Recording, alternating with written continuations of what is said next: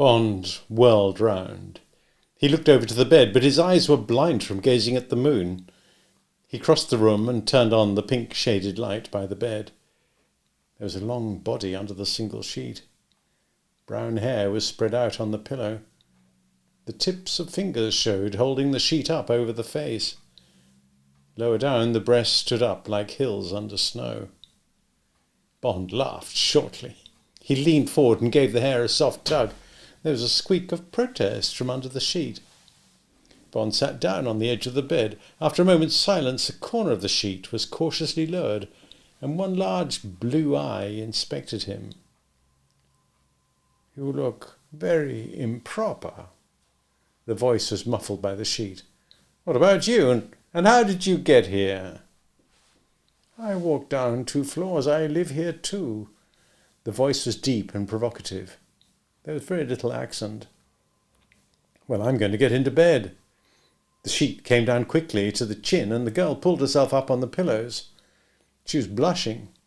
"Oh, no, you mustn't." "But it's my bed. But anyway, you told me to." The face was incredibly beautiful. Bond examined it coolly. The blush deepened. "That was only a phrase to introduce myself." "Well, I'm very glad to meet you. My name's James Bond." "Mine's Tatiana Romanova." She sounded the second A of Tatiana and the first A of Romanova very long. "My friends call me Tanya." There was a pause while they looked at each other, the girl with curiosity and with what might have been relief, Bond with cool surmise. She was the first to break the silence. "You look just like your photographs." She blushed again. "But you must put something on. It upsets me." "You upset me just as much. That's called sex. If I got into bed with you, it wouldn't matter. Anyway, what have you got on?" She pulled the sheet a fraction lower to show a 1/4-inch black velvet ribbon round her neck. "This." Bond looked down into the teasing blue eyes, now wide as if asking if the ribbon was inadequate. He felt his body getting out of control. "Damn you, Tanya! Where are the rest of your things? Or did you come down in the lift like that?" "Oh, no, that would not have been kulturny. They are under the bed." "Well, if you think you're going to get out of this room without—" Bond left the sentence unfinished. He got up from the bed and went to put on one of the dark blue silk pyjama coats he wore instead of pyjamas. "What you are suggesting is not kulturny." "Oh, isn't it?" said Bond sarcastically. He came back to the bed and pulled up a chair beside it. He smiled down at her. "Well, I'll tell you something kulturny. You're one of the most beautiful women in the world." The girl blushed again. She looked at him seriously. "Are you speaking the truth? I think my mouth is too big. Am I as beautiful as Western girls? I was once told I looked like Greta Garbo. Is that so?" "More beautiful," said Bond. "There's more light in your face, and your mouth isn't too big. It's just the right size. For me, anyway." "What is that? Light in the face? What do you mean?" Bond meant that she didn't look to him like a Russian spy. She seemed to show none of the reserve of a spy, none of the coldness, none of the calculation. She gave the impression of warmth of heart and gaiety. These things shone out through the eyes. He searched for a non-committal phrase. "There's a lot of gaiety and fun in your eyes," he said lamely. Tatiana looked serious. "That is curious," she said. "There's not much fun and gaiety in Russia. No one speaks of these things. I have never been told that before." Gaiety, she thought. After the last 2 months, how could she be looking gay? And yet, yes, there was a lightness in her heart. Was she a loose woman by nature? Or was it something to do with this man that she had never seen before? Relief about him after the agony of thinking about what she had to do. It was certainly much easier than she had expected. He made it easy, made it fun, with a spice of danger. He was terribly handsome, and he looked very clean. Would he forgive her when they got to London and she told him that she had been sent to seduce him? Even the night on which she must do it and the number of the room. Surely he wouldn't mind very much. He was doing him no harm. It was only a way for her to get to England and make these reports. Gaiety and fun in her eyes. Well, why not? It was possible. There was a wonderful sense of freedom being alone with a man like this and knowing that she'd not be punished for it. It was really terribly exciting. "You are very handsome," she said. She searched for a comparison that would give him pleasure. "You are like an American film star." She was startled by his reaction. "For God's sake, that's the worst insult you can pay a man." She hurried to make good her mistake. How curious that the compliment didn't please him. Didn't everyone in the West want to look like a film star? "I was lying," she said. "I wanted to give you pleasure. In fact, you are like my favourite hero. He's in a book by a Russian called Lermontov. I will tell you about him one day." One day? Bond thought it was time to get down to business. "Now listen, Tanya." He tried not to look at the beautiful face on the pillow. He fixed his eyes on the point of her chin. "We've got to stop fooling and be serious. What is all this about? Are you really going to come back to England with me?" He raised his eyes to hers. It was fatal. She had opened them wide again in that damnable guilelessness. "But of course." "Oh." Bond was taken aback by the directness of her answer. He looked at her suspiciously. "You're sure?" "Yes." Her eyes were truthful now. She had stopped flirting. "You're not afraid?" He saw a shadow cross her eyes, but it was not what he thought. She had remembered that she had a part to play. She was to be frightened of what she was doing, terrified. It had sounded so easy, this acting, but now it was difficult. How odd. She decided to compromise. "Yes, I am afraid, but not so much now. You will protect me." "I thought you would." "Well, yes, of course I will." Bond thought of her relatives in Russia. He quickly put the thought out of his mind. What was he doing? Trying to dissuade her from coming? He closed his mind to the consequences he imagined for her. "There's nothing to worry about. I'll look after you." And now for the question he'd been shirking. He felt a ridiculous embarrassment. The girl wasn't in the least what he had expected. It was spoiling everything to ask the question, but it had to be done. "What about the machine?" Yes. It was as if he had cuffed her across the face. Pain showed in her eyes and the edge of tears. She pulled the sheet over her mouth and spoke from behind it. Her eyes above the sheet were cold. "So that's what you want." "Now listen." Bond put nonchalance in his voice. "This machine's got nothing to do with you and me, but my people in London want it." He remembered security. He added blandly, "It's not all that important.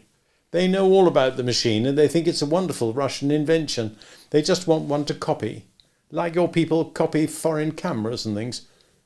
God, how lame it sounded. "Now you're lying." A big tear rolled out of one wide blue eye and down the soft cheek and onto the pillow. She pulled the sheet up over her eyes. Bond reached out and put his hand on her arm under the sheet. The arm flinched angrily away. "Oh, damn the bloody machine," he said impatiently. "But for God's sake, Tanya, you must know that I've got a job to do. Just say one way or the other and we'll forget about it. There are lots more things to talk about. We've got to arrange our journey, and so on. Of course, my people want it, or they wouldn't have sent me out to bring you home with it." Tatiana dabbed her eyes with the sheet. Briskly she pulled the sheet down to her shoulders again. She knew that she had been forgetting her job. It had just been the... Oh, well... If only he had said the machine didn't matter to him, so long as she would come. But that was too much to hope for. He was right. He had a job to do, and so had she. She looked up at him calmly. "I will bring it, have no fear, but do not let us mention it again. Now listen." She sat up straighter on the pillows. "We must go tonight." She remembered her lesson. "It is the only chance. This evening. I am on night duty from 6 o'clock. I shall be alone in the office, and I will take the Spectre." Bond's eyes narrowed. His mind raced as he thought of the problems that would have to be faced.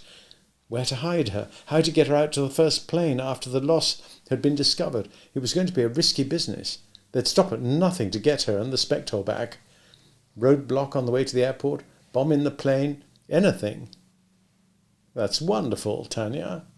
Boyne's voice was casual. We'll keep you hidden, and then we'll take the first plane tomorrow morning. Don't be foolish.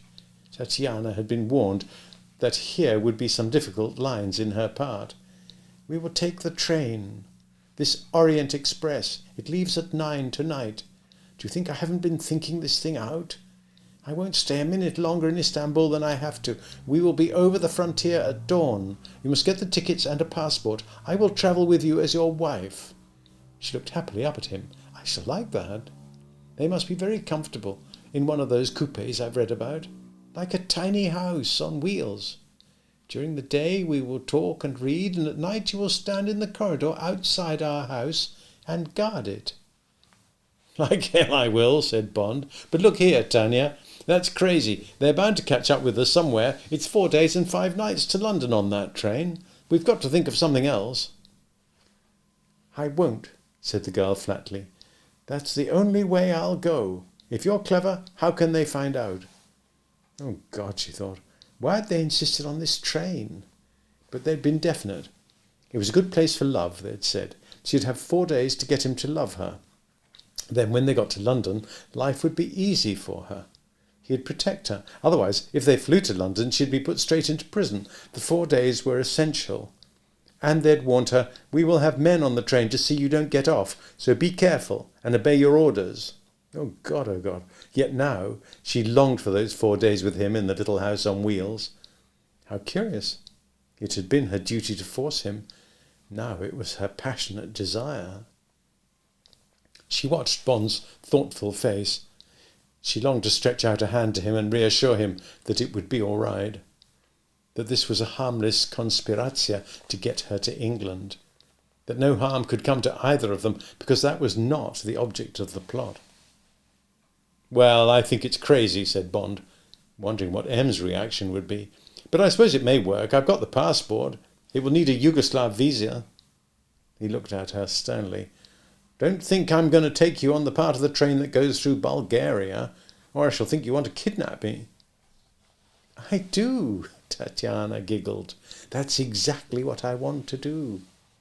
Now shut up, Tanya. We've got to work this out. I'll get the tickets and I'll have one of our men come along, just in case. He's a good man. You'll like him. Your name's Caroline Somerset. Don't forget it. How are you going to get to the train? Caroline Somerset? The girl turned the name over in her mind. It is a pretty name. And you are Mr. Somerset? She laughed happily. That is fun. Do not worry about me. I will come to the train just before it leaves. It is the Sirkeci station. I know where it is. So that is all. And we do not worry any more, yes?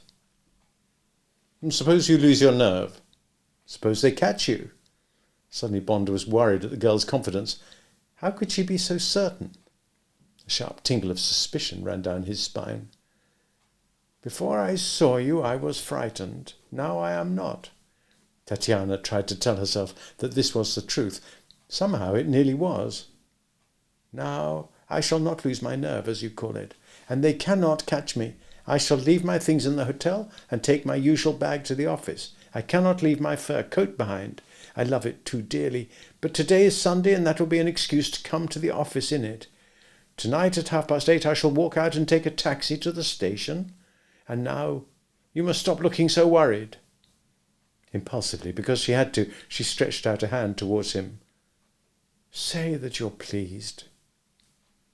Bond moved to the edge of the bed. He took her hand and looked down into her eyes.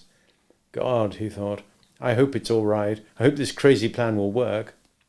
If this wonderful girl a cheat, is she true? Is she real? The eyes told him nothing except that the girl was happy and that she wanted him to love her and that she was surprised at what was happening to her.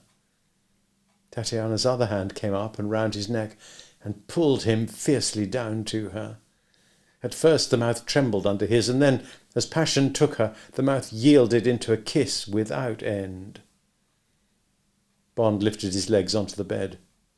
While his mouth went on kissing her, his hand went to her left breast and held it, feeling the peak hard with desire under his fingers.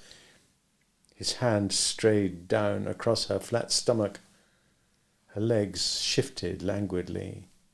She moaned softly, and her mouth slid away from his.